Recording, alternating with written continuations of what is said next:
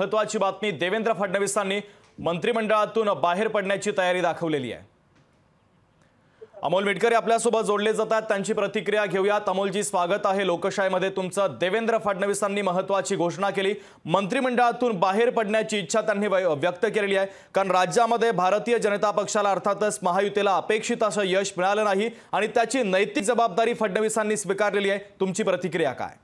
नाही, जो योद्धा असतो तोच नैतिक जबाबदारी स्वीकारत असतो। महायुतीला आम्हाला अपेक्षा होती आम्ही 35+ जाऊ, पण दुर्दैवानं तसं चित्र दिसलं नाही। याचं कारण महायुतीच्या तिन्ही पक्षाचं संघटन बॅकफुटवर आलं असं एकंदरीत दिसते। दुसरं कारण मला असं दिसतंय, विरोधकांनी जो नॅरेटिव्ह सेट केला होता विशेषतः मागासवर्गीय समाजामध्ये संविधानाच्या बाबतीत किंवा मुस्लिम समाजामध्ये मुस्लिम धर्म धोक्यात आहे वगैरे अशा पद्धतीनं ते खोडून काढण्यामध्ये आम्ही कुठेतरी कमी पडलो आणि आम्हाला ज्या अपेक्षा होत्या त्या पूर्ण झाल्या नाहीत। म्हणून त्यांनी तसा विचार केला की त्यातून मुक्त करावं आणि साधारणपणे त्यांना राज्यामध्ये विधानसभेच्या पूर्वतयारीला वेळ मिळावा याकरता त्यांनी ती भावना व्यक्त केली।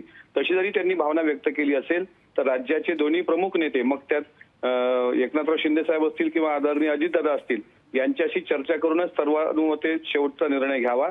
पण देवेंद्रजींनी असा राजीनामा देऊन संघटन बांधणीमध्ये लक्ष द्यावंच, पण राजीनामा देऊ नये या मताचा मी एक घटक पक्ष म्हणून मला असं वाटतं। कारण ते एक मुत्सद्दी राजकारणी आहेत, राज्यातले ज्येष्ठ नेते आहेत, त्याच्यामुळे नाराज होणं स्वाभाविक आहे। पण त्यांनी ज्या पद्धतीने हिंमत दाखवली आणि नैतिक जबाबदारी स्वीकारली, ते काही संजय राऊतांसारखी फक्त बाष्कळ बळबळ करत बसले नाहीत।